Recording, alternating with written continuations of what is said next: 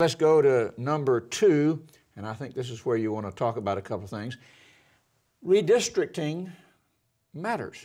Yeah, this year, the redistricting, the redrawing of all of the political boundaries in Florida that happens every decade, this past year they did that under new rules. There was a constitutional change that that said they had to draw those lines essentially without respect to political party and without trying to protect candidates.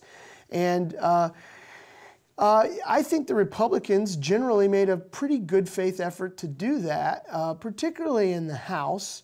And they ended up with districts that I think ended up favoring a slight Democratic pickup.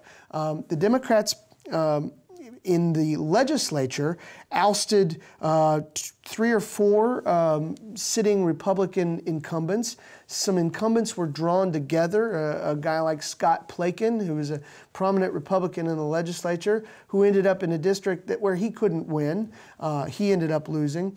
A guy who was a Republican in line to be a future House Speaker, Chris Dorworth, who ended up with a district that evidently didn't favor him either because he lost to a barely known Democratic candidate.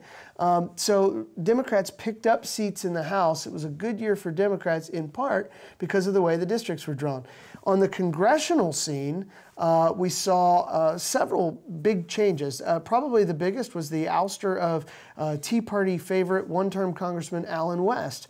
He is no longer in Congress, largely because the districts were drawn in a way that forced him to move to a new district where a lot of voters didn't know him. Cliff Stearns, who was a longtime member of Congress from Florida, he was ousted in the primary because he was in a district that was not as familiar with him. One of the big stories on primary election night was Ted Yoho, who is now headed to Congress, who defeated Cliff Stearns in the election, in the primary, in the Republican primary. Redistricting at work again. One-term Congresswoman Sandy Adams had to run against another incumbent, John Micah, an entrenched, longtime incumbent Republican.